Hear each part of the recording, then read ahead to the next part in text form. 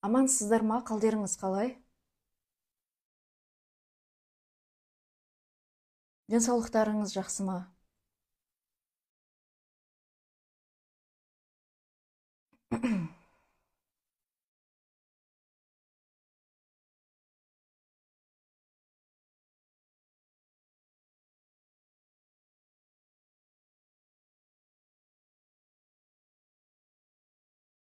Көп рахмет. Дауысымның естілуі жақсы ма?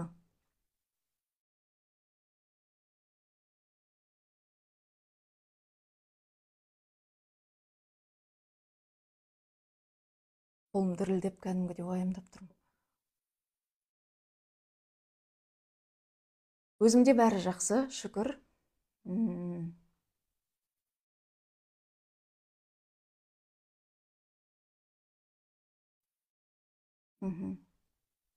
Жақсы, естіліп тұрса, онда эфирді бастайын.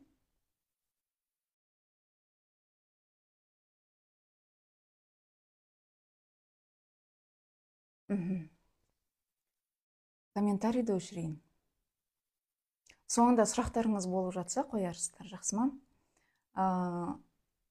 Бүгінгі эфирді Кенесары ханға арнағым келіп отыр. Көптен бері бұл тақырыпқа оралмадық. Бүгін стористе жазып едім ғой. Бізге сәтсіздік болып көрінген, кедергі болып көрінген нәрсенің барлығы бізді өсіру үшін жасалады. Оны жасап отырған біздің жоғарғы әлемдегі өзіміздің рухымыз. Яғни высший я дейді ғой. Жерде не туда кетіп бара жатсақ, немесе жоғарғы әлемде рухымыз не айтқысы келіп тұр, біз түсіне алмайтын болсақ, соны түсінуіміз үшін ана жіпті тартып қалады. Көп адам ақшадан қысылып жатыр, денсаулықпен қысылып жатыр, иә. Оның барлығы сізді шыңдау үшін, алдағы уақытта сізге жақсы болуыңыз үшін, жолыңыз ашылу үшін осындай нәрселер беріледі. Өткен жолы біз Астанаға барған кезде Асан Қайғының рухы келді деп айтқан едік. Яғни Асан Қайғының жаны. Ол кісінің есімі Хасан болған екен. Қайғы деген бағанағы қосымша атауды маған адамдар таңды дейді. Асан Қайғы деп. Негізі мен қайғырған жоқпын дейді. Менің миссиям дейді, Асан Қайғы айтады, сендер сияқты жоғарғы әлеммен байланысым болды. Және менің өмірге келгендегі мақсатым қазақтың қай жерлерінің қай жері қасиетті, сол жерлерге табаным тиіп, сол жерлердің қасиетін былай жинақтап бір жерге алған сияқты болдым дейді. Асан Қайғы қой үстіне бозторғай жұмыртқалаған жерді іздеп, жерұйықты іздеп, әлемді аралаған деп айтамыз ғой. Сол қасиетті жерлердің барлығын, былайша айтқанда, қасиетін мен тығып қойдым дейді. Не үшін? Осы уақытта ол ашылу үшін. Қалай тығып қояды? Египетке қатысты да көптеген құпиялар бар. Оның барлығын зерттеушілер сан ғасыр бойы зерттеп келе жатыр. Сүйектерін таппай жатыр атақты тұлғалардың. Мысалы, Клеопатраның сүйегін қанша іздеп, бүкіл жер планетасының барлығын қазып шықты десек болады. Бірақ жоқ. Неге жоқ? Себебі көптеген атақты тұлғалар Қызыр атамыз сияқты, Ғайса пайғамбар сияқты жоғарғы әлемге, яғни 5-ші өлшем деп айтып жатыр ғой, жаңа дәуірдің өлшемі, физикалық денесімен өтіп кеткен. Біздің білетініміз тек қана Қызыр ата мен Иса ғана. Ал шындығында олардың саны 3632 жан деді. Яғни осы физикалық денесімен өтіп кеткен. Бұл тізімде Мұхаммед пайғамбар да бар, бұл тізімде Хадиша анамыз да бар, бұл тізімде Шыңғыс хан да бар. Әлі де бұл тізімде кімдер бар екені алдағы уақытта анықталатын болады. Сол сияқты біз енді пенде болғаннан кейін өздеріңіз сияқты екі әлемнің ортасында, былайша айтқанда, қызмет ету оңай болған жоқ. Бірінші этап осы 2023 жылдың наурыз айынан бері өте қиын болды. Себебі адамзат үшін бұл аң-таң қылатын, шок қылатын ақпараттар айтылды, наурыз айынан бері. Қаншама шум болды, қаншама атака болды. Бұрын біз үшін құпия болған, біз үшін пердесі жабық болған, о дүние, тылсым әлем, нәзік әлем деп келген есік бірден ашылды, және адамдар үшін бұл аң-таң қылатын действительно жаңалық болды. Шүкір, одан өттік, бұл сыннан өттік. Енді қорықпай, ешкімнен сескенбей ақпараттарды айта берсек болады. Адамдардың санасы қабылдауға, көтеруге уже жақындап қалды. Бұған дейін ер адамдар қабылдамай жүрді. Бұл әйелдер қуып кетті, не айтып жүр, секта деген сияқты нәрселер айтылды. Бірақ қазір ер адамдардың өзі қабылдап, расында болып жатқан нәрсенің барлығы ақиқатқа сай екенін біліп жатыр. Өйткені жердегі өмірде болып жатқан нәрселер мына жақта айтылып жатқан тылсымдағы нәрселермен екеуін салыстырғанда пазлдар құрастырылып жатыр. Вроде сұрақтың барлығына жауаптар сай келіп тұр деп тұр. Өте қуаныштымын осы уақытқа жеткенімізге. Және кәрі рухтар туралы, жас рухтар туралы, жерге адамның келгендегі миссиясы туралы бұған дейінгі эфирде барлығы айтылды. Қайталап айтудың қажеті жоқ. Қажет болса, алдағы эфирлерді көріп алсаңыздар болады. Себебі көп адам бір жылға арттарыңнан кешігіп келеді деді. Осы айтылған нәрселерді адамдардың көп пайызы бір жылдан кейін түсінеді деді. Осыдан өткен аптада 3-4 күн бұрын ғой деймін, маған бір кісі хабарласты. Өзімнің мына Гранд парктегі Жанат бақыт сәнейін бірге алып жүру сөзінің шыны керек күрделі болып жатыр.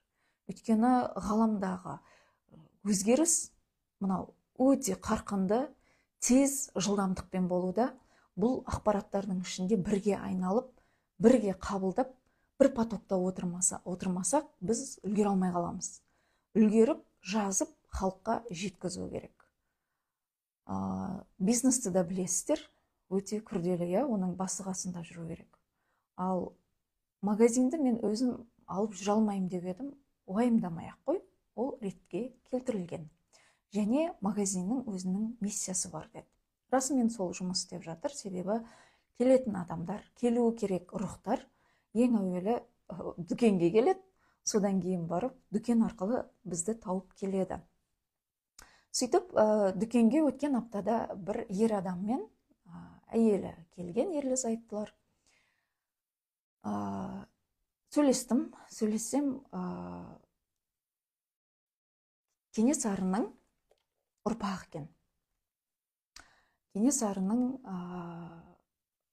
қазір айтам,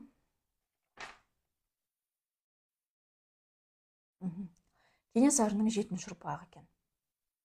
Ол кісі басынан бері іздеп, осы Кенесарының басын іздеп, сүйегін іздеп, бармаған жері жоқ, көптеген зерттеулер жасаған, және осы марттан бері болған нәрседен хабары жоқ, тек қана өткен аптада эфир ашылған, сөйтіп мені тыңдайды, сәни арқылы осы магазинге барып мені тауып алады.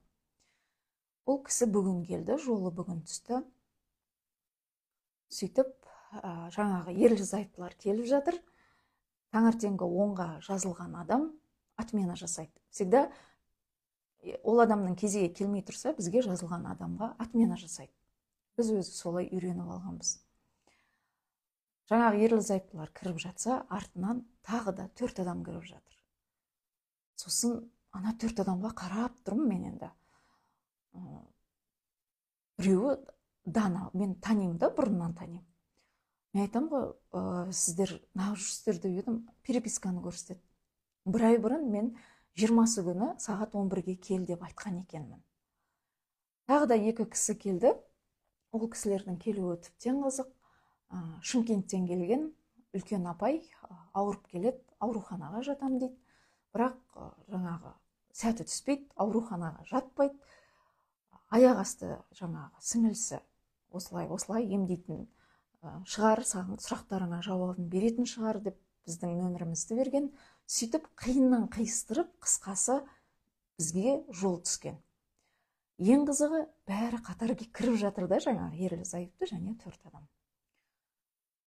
Кенесарының ұрпағы деген ер адамның әңгімесін тыңдап отырмын. Бір уақытта кәдімгідей ана жерде үлкен вибрация болды. Өйткені Кенесарының энергиясы өте мықты. Кәдімгідей дірілдетіп жібереді адамды.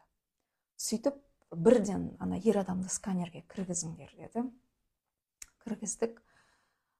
Кіргізсек, қолдап ол кісіні үнемі ақпарат беріп, былай барасың, былай жүресің деп жүретін Кенесарының анасы екен. Ал Кенесарының анасының есімі Ақбөкен болған екен. Ал әйелінің есімі Күнімжан болған екен. Осыны білдік. Сол Ақбөкен апа кешеден бері қолдап, кәдімгідей бүгін бәріміздің басымызды қосқан екен. Бұл кісіге ақпарат берді, айтатынын айтты. Осы уақытқа дейін дайындап келгенін, және де ешкімге көрсетпей, өзінің ұрпақтарын Кенесары жауып келгенін айтты. Санасын да бітеп қойған, былайша айтқанда, жолдарын да бітеп қойған ғой. Енді сендерге сын кедергі болып көрінген нәрсені біз мына жақта масштабына көріп отырмыз. Сол үшін жаңағы жұмбақ күйінде ұстап отырмыз дейді. Енді жаңағы артынан келген 4 адам бар ғой, соларды айтады. 4 адамды кіргіз дейді Кенесары. Кіргізіп едік, не үшін бұл кісілерді әр қаладан жинадыңыз деп сұрап жатыр ғой. Бұлар дейді, менің ең сенімді қолбасшыларым дейді. Тарихта аттары қалмаған.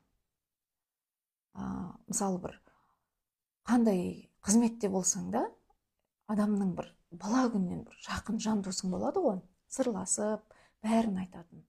Сол сияқты бұл 4-еуі менің ең жақын көмекшілерім, ең жақын қолбасшыларым болды дейді. Бірақ өкінішке орай мен бұларға алғысымды, рахметімді айтпай өліп кеттім. Сан ғасырлар бойы, сан ғасыр емес пе, сан жылдар бойы мен осы сәтті күттім. Алғысымды айту үшін бүгін қиыннан қиыстырып 4-еуін 4 қаладан әдейі алып келдім дейді. Действительно, әрқайсысы әр жақтан келген ғой, біреу Астанадан, біреу Тараздан. Өйтіп-бүйтіп, әйтеуір жерде пенде ретінде өзімізше бірдеме істеп жүрміз. На самом деле жоғары жақтан осы кездесуге алып келген екен. Кенесарының халыққа айтқан жолдамасы бар. Рұқсат болса мен айтып оқып берейін. Былай деп бастады: бірігіңдер ұлтқа, дінге, руға. Ей, мен еркекпін, сен қатынсың, сен ешкім емессің дейтін жынысқа бөлінуді қойыңдар, бөлінбеңдер. Өйткені бәрің бірсіңдер. Біз бір тасты бөлдік дейді кезінде. Бөліп, жан жаққа тараттық.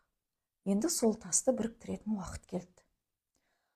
Адам деген бір тұтасты жан жаққа тарқаттық. Енді біріктіреміз. Өзім бүгінгі күнді ұзақ күттім дейді.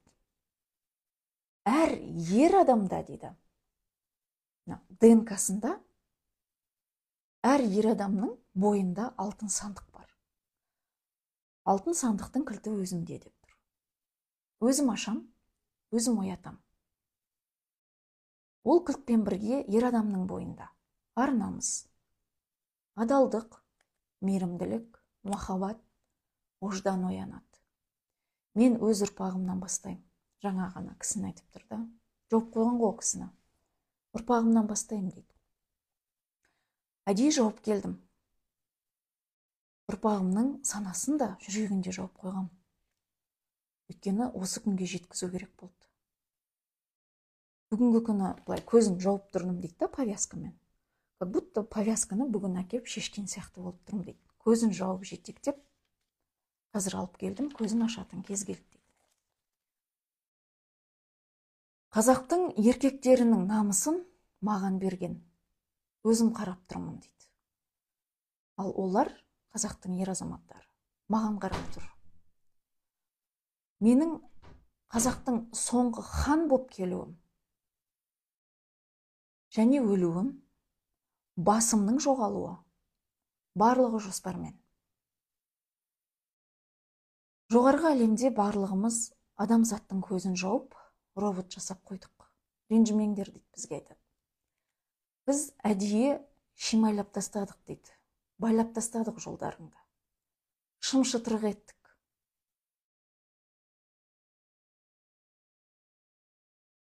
Егер де сендерге бұл шым-шытырық айдан анық болса, 21-21, ғаламдық жоспарды бұзатын едіңдер. Сендерді дейді, бізге айтады, кредит деген проектке тықтық. Біріншіден, кредит арқылы сендер кармаларыңды өтейсіңдер. Ана төлеп жатқан кезде просто так төлеп жатқан жоқсыздар. Көп өмірдің кармасын өтеп жатсыздар. Екіншіден, анау тұрмыстың түйткілімен былай қарап, жалпы мен кіммін, не істеп жүрмін, не үшін өмірге келдім деген сұраққа біз жауап іздемеуіміз керек болды. Мүмкіндік болмады, специально ана кредитке неге бір жағынан тыққан. Былай қарайтын болсаңыз, енді пенделік көзбен қарасаңыз әділетсіз сияқты, ғаламның рухтың көзімен қарайтын болсаңыз өте әділетті. Үлкен рухтың барлығы қазіргі уақытта қазақ боп келді.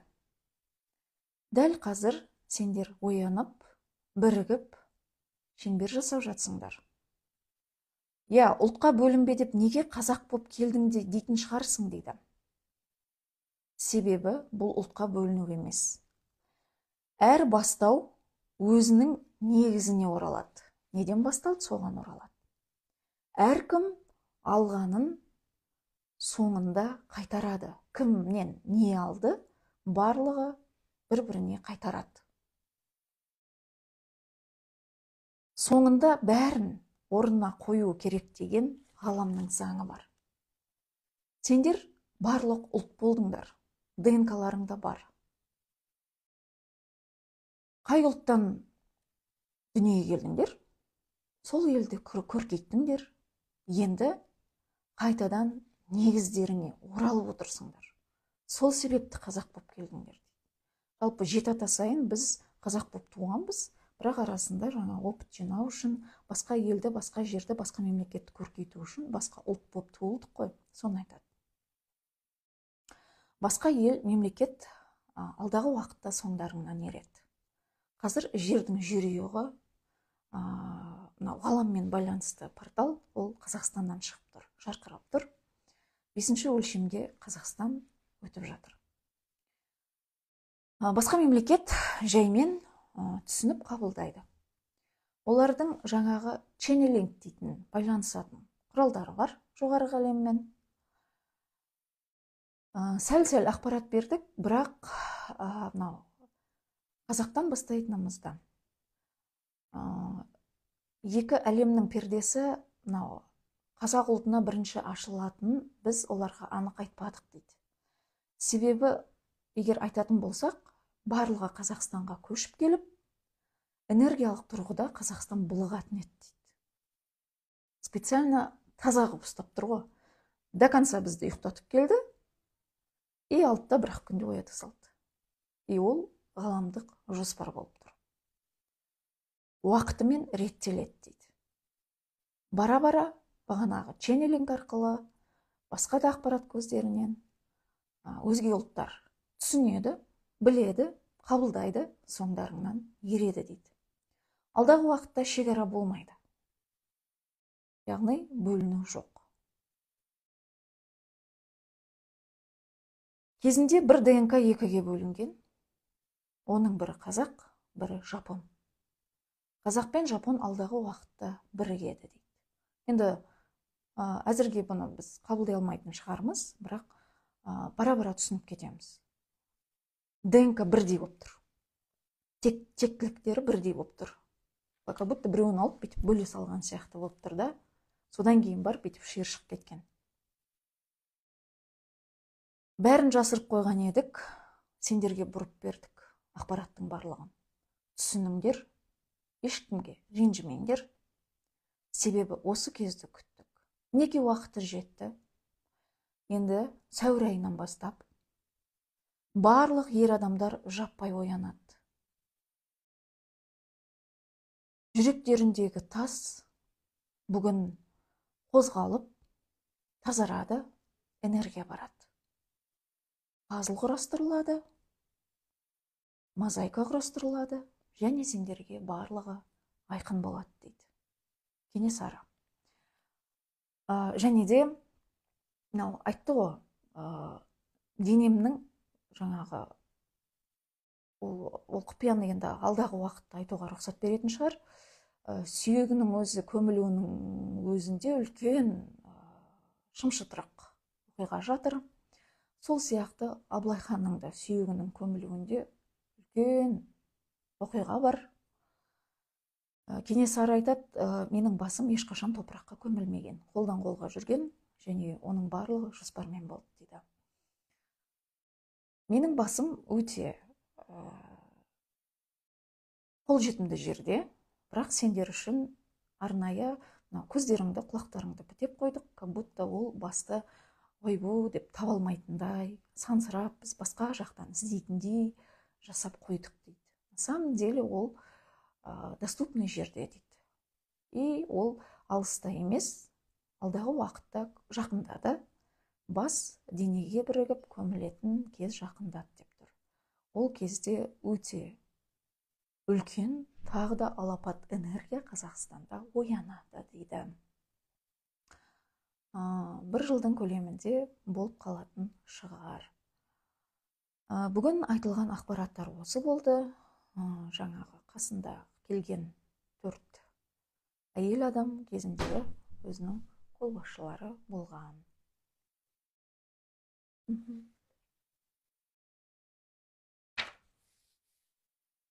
Так.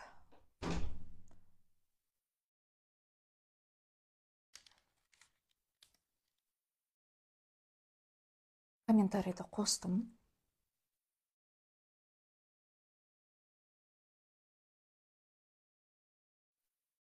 Айт дегенін айттым, Кенесарының жолдамасын сіздерге. Дауыс жай дейді. Білмеймін неге жай екен. Енді қараңыздар. Ескі дәуір, жаңа дәуірдің жалпы системасын түсініп жатсыздар ма, түсінбей жатсыздар ма, білмеймін. Мүлдем екі дәуір бір-біріне мүлде ұқсамайды. Сәпсем ұқсамайды. Қазір неге соңғы уақытта проблема көбейіп кетті. Бір-бірімен отбасында шексу, қабылдамау, ажырасу. Мен білмеймін дауысы неге жай екен. Кішкене жақындатып қояйын.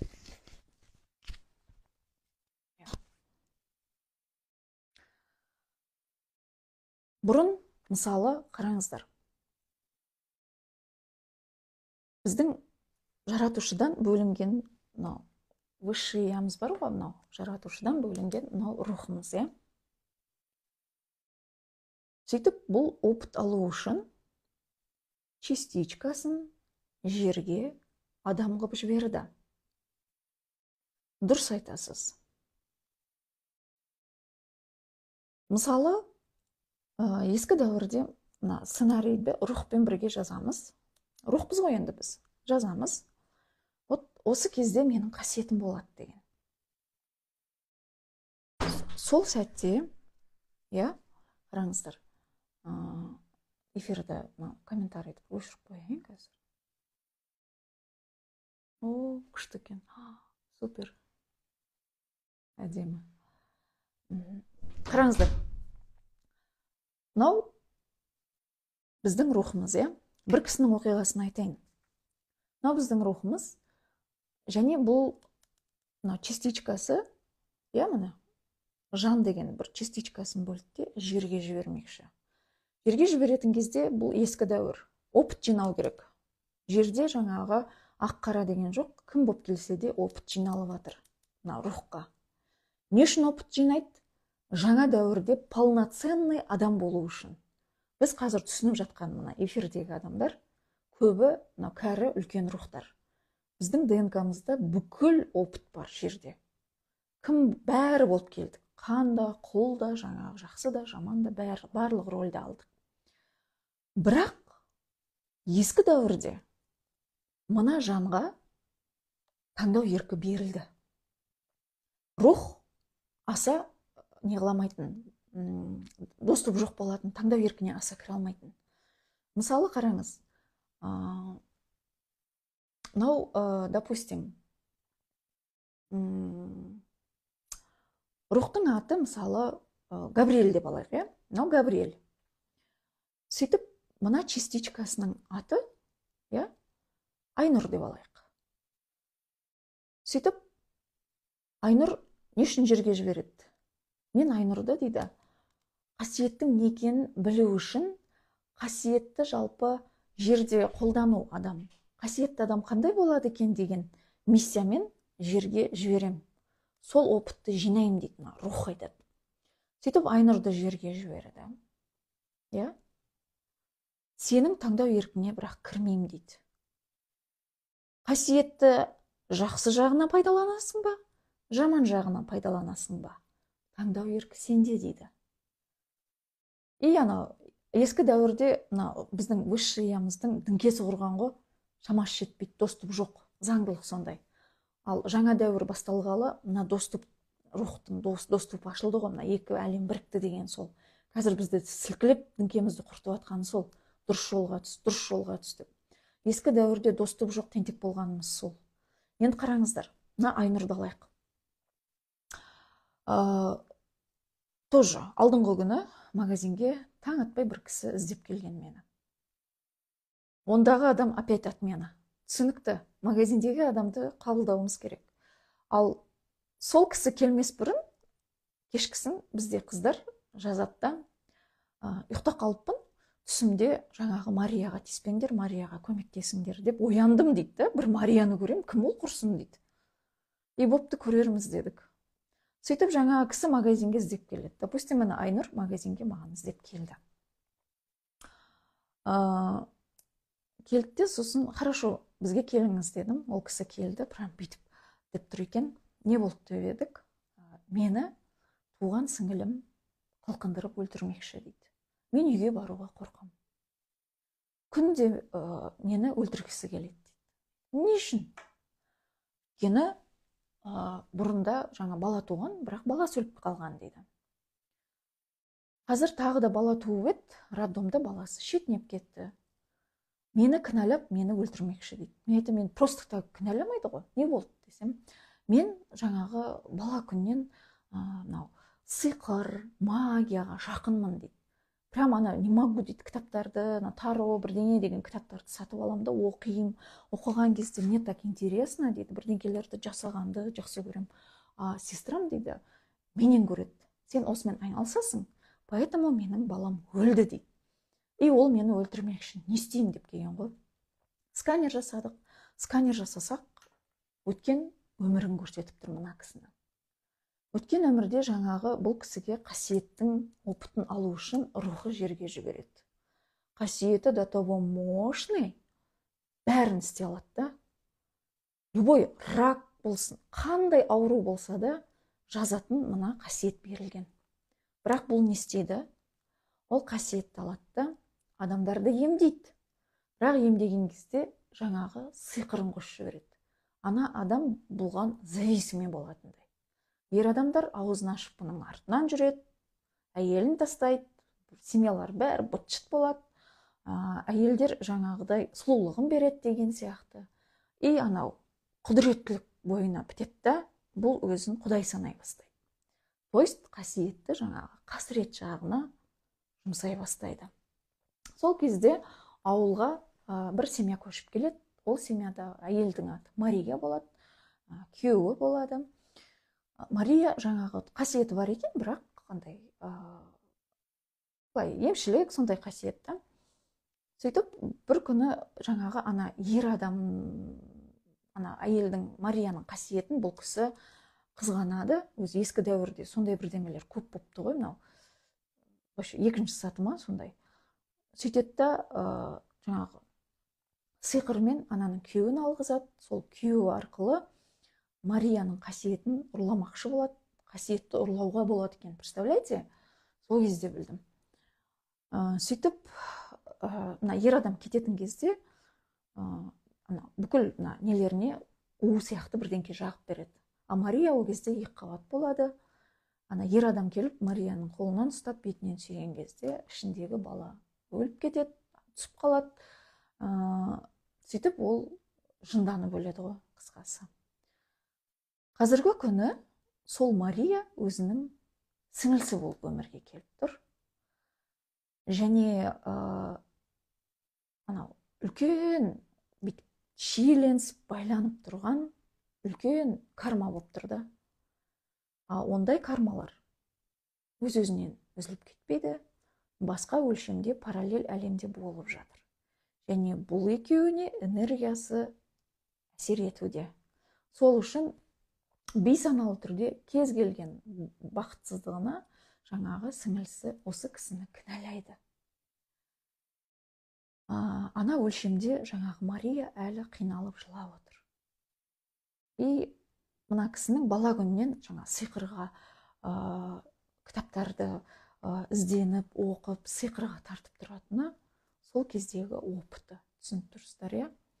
Оған дейінгі өмірлерін көрдік, ақын болған, мықты жазушы болған деген сияқты мықты рөлде келген, бірақ жаңағы қасиет берген кезде слишком түбіне түсіп кеткен ғой, азартына кетіп қалады.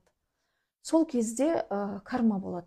Мысалы, сіздер айтып жатсыздар ғой, ескі дәуірде рас уж біз рух болған кезде сценарийді өзіміз жазатын болсақ, біз жаңағы жаман рөлде келеміз, келісіп келеміз. Енді неге кармасын өтеуіміз керек, тем более қазіргі уақытта деп сұрап жатсыздар. Өйткені таңдау еркі беріліп тұрады.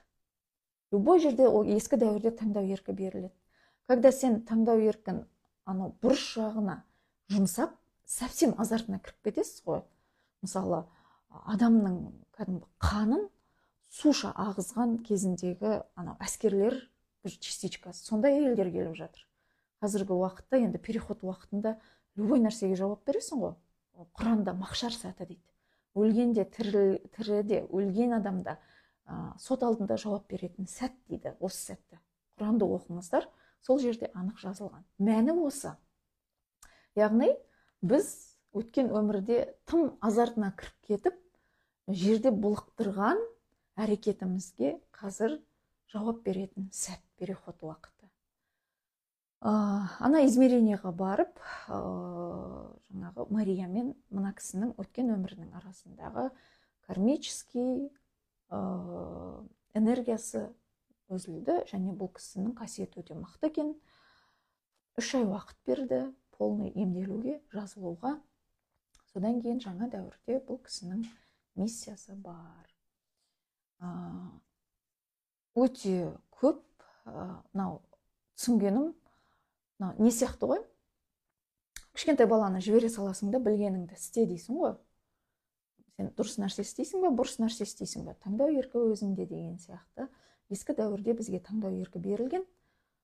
Сен оны істемеуге де таңдауың бар, істемеуге де таңдауың бар. Когда слишком азартына кіріп кеткен адамдар сол параллель әлемдегі қарымтасын өтеп жатыр қазіргі күні. Ақшамен, жаңағы кредитпен просто так беріп атқан жоқсыздар. Алаяқтарға просто так алданбайсыздар. Жаңағы қандай еді трейдинг па не, бірдеңке дегендер шықты ғой қазір. Пирамида, бірдеңке-шірдеңке дегендерге көп адам ақша салады да, ақшасын ала алмай қалады, ақшасынан ұтылып қалады, өзінің жоғарыда тұрған адамға кетіп қалады деген сияқты. Оның барлығында ғаламда жауап бар. Түбін ақтарып келсең, жаңағы трейдингтің өзінде ұтылып қалған астындағы адам жоғарыда тұрған адамға қарыз болып шығады. Солай сіздер өтеп жатсыздар. Не обязательно жаңағыдай ойбай бізге келіп үйту керек екен деп. Жоқ. Қазір ол мына каждый әрекетіңіз арқылы фук былай іске асып жатыр. Самый главный, мына менде кіммен шиеленіскен карма бар. Соны білу үшін ойланыңыз, өзіңізге жауап беріңіз өзіңіз. Кім сіздің ашуыңызға тиеді? Кімді жүрегіңіз қабылдамайды? Прям жек көресіз. Және не үшін деген сұрақ. Қайын жұртын, қайын әпкесін мысалы жақсы көрмейді. Айналып келгенде бүйтіп қарасаң, қайын әпкесін жақсы, қайын әпкелер бұны қабылдай алмайды келінді. Себебі екі қайын әпкесін, мысалы бүгін келген адам өлтіріп қойған екен. Олар жақсы бір қыз бен жігіт болған, бұл барып ортасына түсіп у берген, сондай былықтар болған, сол үшін қайын әпкелер болып келіп тұр. Сені біреуді қабылдамаса, сен біреуді қабылдай алмасаң, ол просто так емес. Қазақ оны жұлдыздар жараспайды дейді ғой. Жұлдызыңыз бекер жараспайды емес. Просто ондай кезде көз алдыңызға ол адамды елестетіңіз, кешірім сұраңыз, өзіңізді де кешіріңіз. Өткен өмірде не істесем де, сен мені кешір, ол опыт болды. Кармалық энергиясын үзейді деп ойша айтып көріңіз. Сол кезде өзгеріс бір болады. Ол адамның сізге деген қатынасы да жайлап өзгеретін болады. Адамзаттың мынау түсінгенім ескі дәуірде совсем мынау кішкене құны болмаған екен. Өте қатыгездік белең алған, сол үшін бір жағынан жер төмен болған ғой. Төмен болған, сол төменгі измерениядан мына жоғары көтеріліп жатыр деген сол. Төмен деген жер ғой, енді ауыр. Сол үшін ет жедік, ет жеген адам ауыр болады. Сол үшін жаңағы үлкен рухтар көбінесе кішкене негативный рөлді алып келген. Соғыстың бастауы, надандықтың бастауы,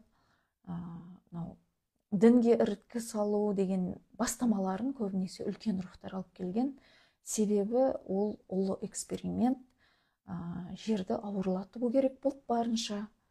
Бізді ең қиын, ең сыннан қуырып өткізіп, сөйтіп барып мықты кәдімгі сарбаздарды шығару керек болды. 36 спиральді ДНК болған адамзатта, представляете, 36. Соны алады, екі тізбекті спираль қылып тастайды да, біз солай өмір сүреміз. Соқыр, мылқау, топас боп. Және сол уақыттан жайлап өтіп жатырмыз. Мен өте қуанамын. Әр келген адам мен үшін кітап, оқылмаған кітап. Ол адам өзінің кім екенін білмейді. Ана адамның ішінде прям бүкіл галактика.